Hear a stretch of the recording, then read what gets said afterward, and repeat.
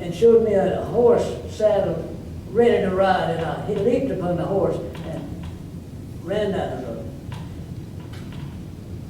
To Humph. I wasn't quite sure what he had told me. In the first place, I wasn't sure I heard it right. And then we all spoke with accents. In fact, this sounded like an American accent. And so I rode on, and I ran right into guards who recaptured me. I later found out that he was telling me to go to the little German town of Humph, which was down this road about 5 kilometers, and then to the right, and I didn't turn to the right. The young man who had engineered that attempt to escape was named Eugene. It was his father who was the first American I had met 14 years before when I'd come to America to fight. What a coincidence. By the way, young Francis Eugene, the young boy who was there studying, he was sentenced to 6 months in jail, which he spent 6 months in jail. But then on condition that he would leave the country, they turned him out. And he came back to South Carolina. Meanwhile, they put me in a tough little prison.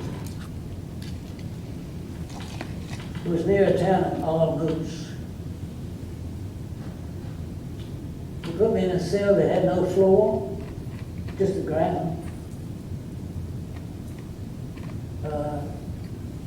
One big bucket in the corner that I could use for my personal functions. That was emptied maybe once a day, maybe once every 4 or 5 days. There was some grass on the floor. That was my bed. They really didn't allow me much in the way of paper and pencil, but some, and I made some notes.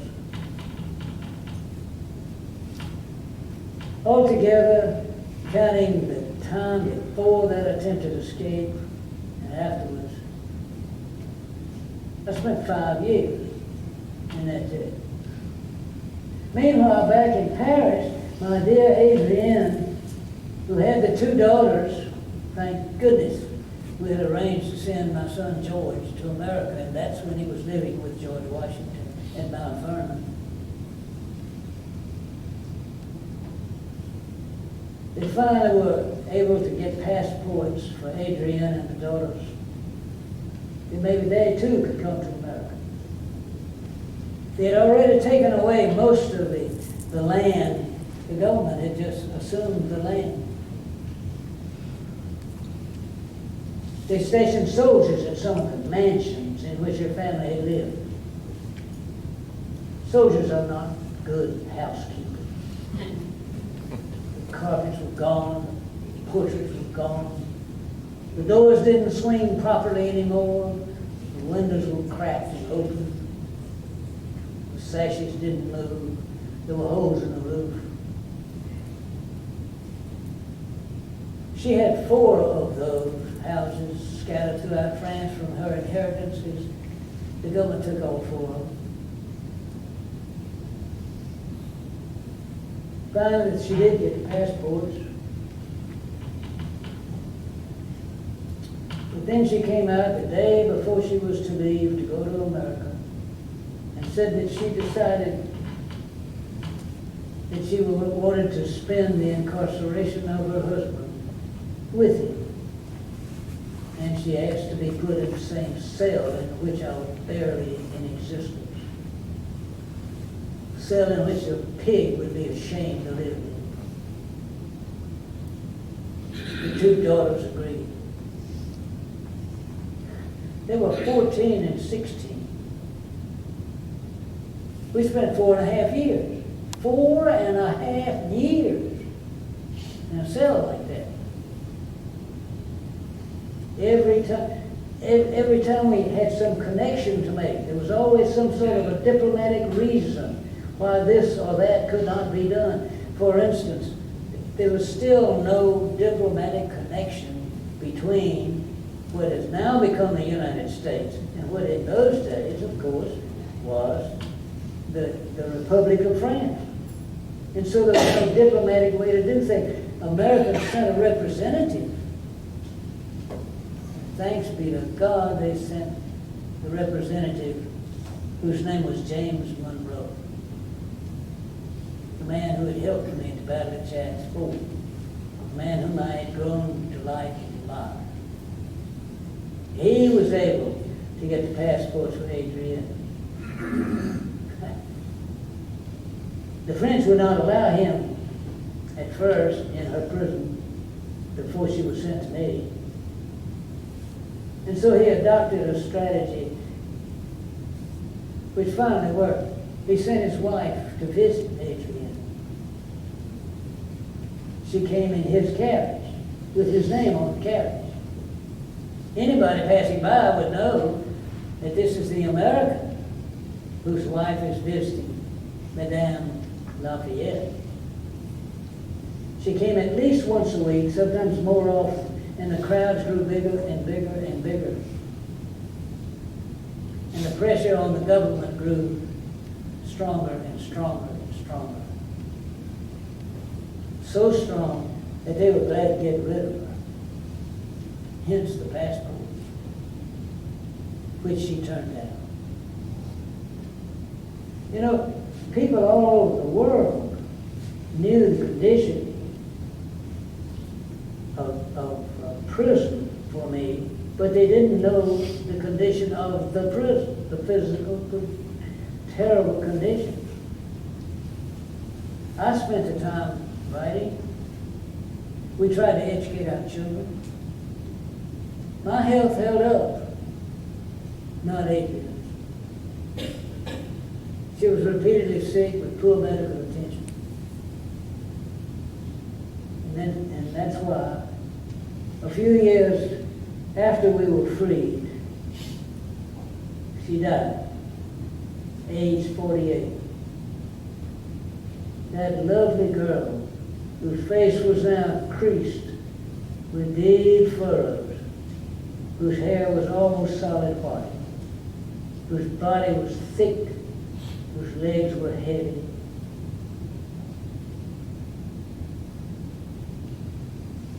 She died. I sealed her room.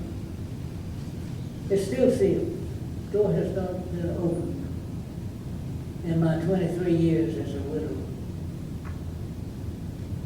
She's in my heart.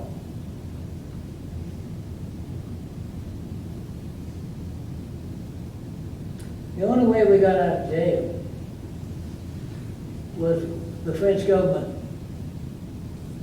feeling the pressure from so many governments as to the inhumane treatment of the Lafayette family. Sent word to their young general, whose name was Napoleon Bonaparte, and he had just taken over the French army and had fought a war down in Italy and was about to write a peace treaty, and the French government sent him word, put a line in the peace treaty that Napoleon says that the Lafayette family would be free. And so it was written in the Treaty of Campo Formio in 1797. It's been 20 years since I had come to fight for the Americans. Finally, I was free again. But alas, all of her properties were gone. My properties, except for this small one here, and this small house in which we are. And I was the man who had been arguably the most wealthy man in France. Practically none of my servants who helped me with the farm left. I was generous with them. When famine struck or when crops were low, I opened the granaries so that the people who worked for me could help themselves. I did not discharge them. I helped them. I tried to help them. But alas, it was a bad deal for us. But then, as if it came from heaven itself, it came a letter from the United States. And it came in 1825 1924, and it said that the United States, now a country of its own and recognized throughout the world, invites you to come and visit our country at the expense of the Americans. That we will send a battleship for you and bring you and your entourage to France, from France to America. Well, I was flattered. And I decided that I would come. In fact, I answered almost immediately. And the reason that I answered almost immediately was the Congress had invited me. And of course, the letter that came to me was signed by the President, James Monroe. I wouldn't let him send a ship for me, just too expensive. And so indeed, I booked passage on a steamer for the four of us. For myself, for my son, George Washington, for my secretary, Levasseur, and for a valet. We got aboard that ship. We came, I got the date down here as to when we first came. Here we are. We had to be there for, it was in 1824. As a matter of fact, we got to America in the summer of 1824. We were to stay 4 months.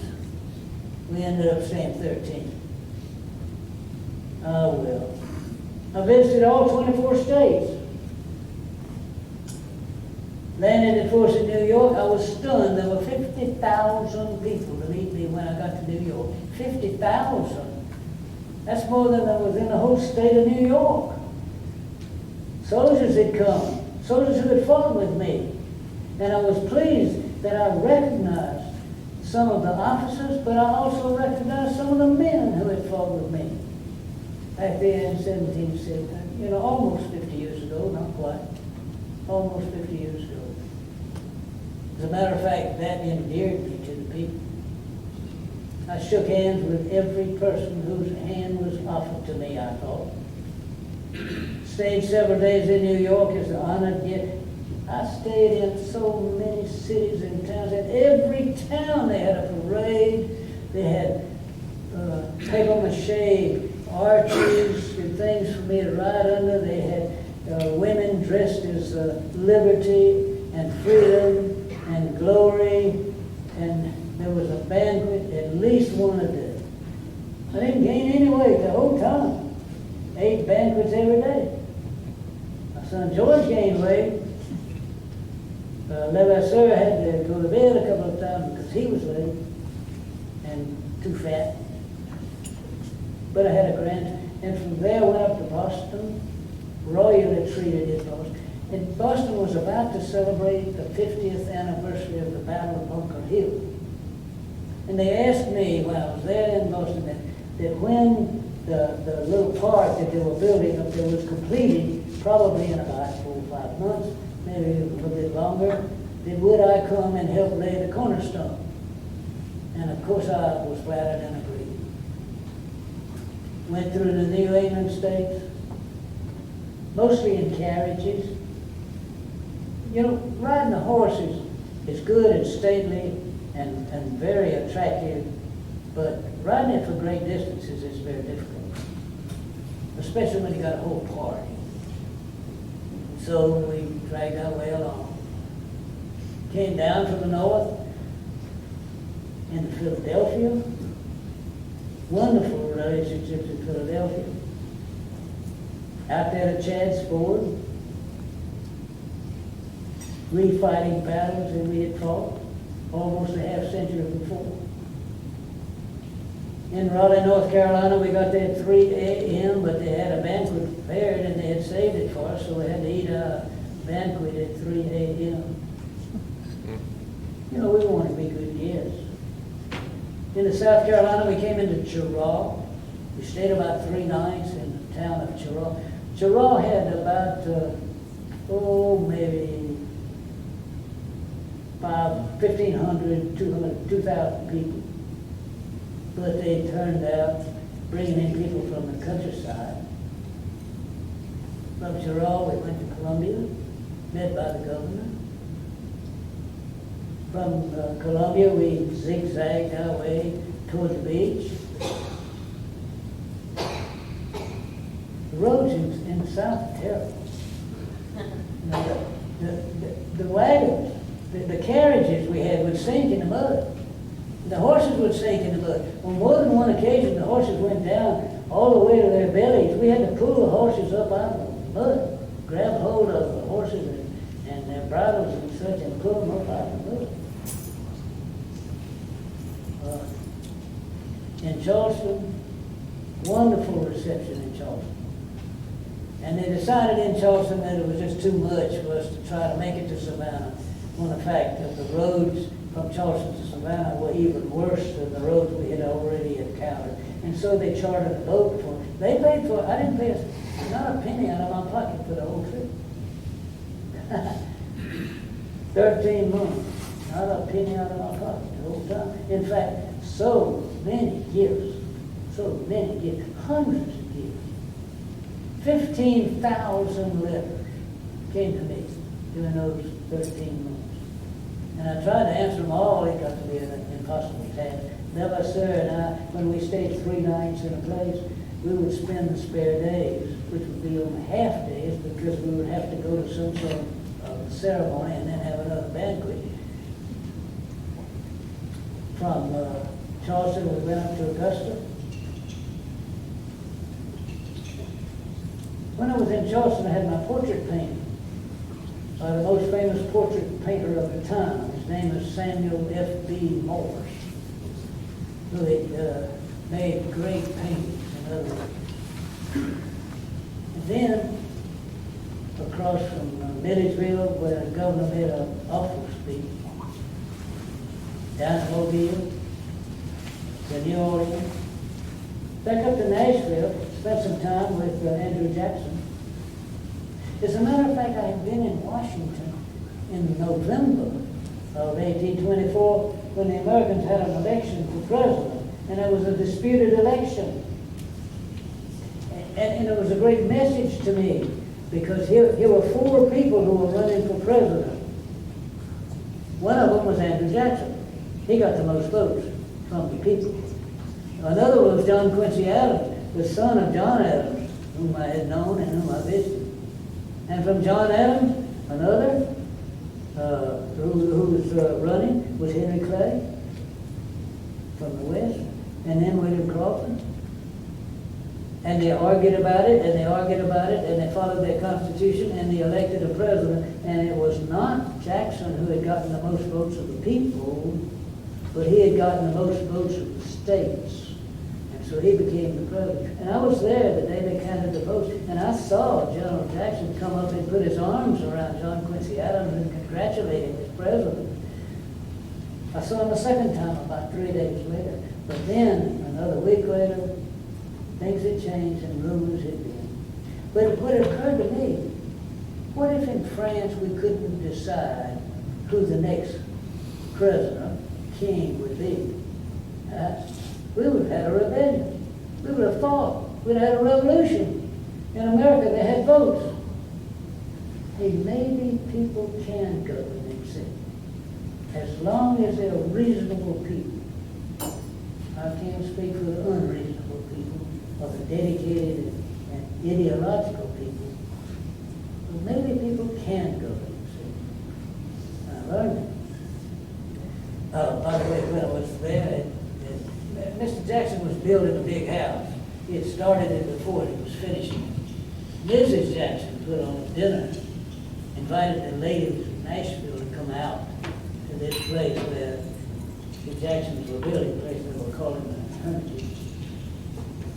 Went up to St. Louis, had a boat to leave, actually. Thought I was going to drown. Captain panicked because he had me aboard and the ship was sinking. He ordered his own boat, lifeboat, to be released. And the lifeboat was down there in the water. And here I was on top of the boat. And the question was, how do I get down there? And so 2 sailors, one grabbed me by one arm and the other grabbed it by the other arm, and the third sailor went down in the boat and then just dropped me down on the sailor in the boat. And we couldn't find George, my son. We didn't find him until the next morning. I spent a sleepless night. Thought I'd lost my son. And of course I didn't. Went to St. Louis. Ate dinner with Pierre Choteau, a man who was being given credit for founding the city of St. Louis. He's a Frenchman. St. Louis is a French city, not an English city like Boston or Philadelphia. It's a French city. They came up from New Orleans. And so I enjoyed speaking French again. Finally, we made it back to Boston the day we said we would be there. We were one day early. And I laid the cornerstone that marks the 50th anniversary of the Battle of Bunker Hill. I was most impressed that day with the young speaker. He had been a congressman from New Hampshire, I think. But now he was going to be a senator from Massachusetts. Bright young fellow, great speaker. His name was Daniel Webster. And I determined to keep my eye on him because I thought he had a great future. Finally, we get back to fight. Just in time to meet another revolution in France. It was 1830. The third one of those brothers, Louis XVI, Louis XVIII, Charles X, was run out of France in 1830. And the question was, shall France get him a new king? Or shall France become a republic? Those people who are Fayettists, that is Lafayette supporters, of course, we want a republic. Those people who wanted a new king wanted to have a king, they just want to have a good king. There were no more Bourbons available. And so one of the Bourbon kingsmen, whose last name, family name was Orleans, he said that he would like to be the king. He was a businessman. It was 1830. And it looked like we might have a war, another revolution, France fighting again. And so I invited, because I, as the leader of the people, had put in an office in the Hotel de Ville, the city hall, right in the middle of downtown. I invited the French to come to the Hotel de Ville because I had also invited Louis Philippe, the Orleans man, to come and meet with me. We went inside a room together. We met for about 30 minutes.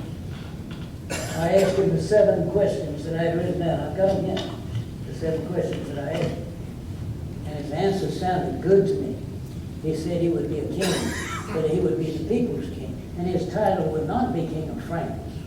His title would be King of the French, meaning he was the king of the people. And so I was already, in the 70s. And I really was tired. And I thought my day had been done.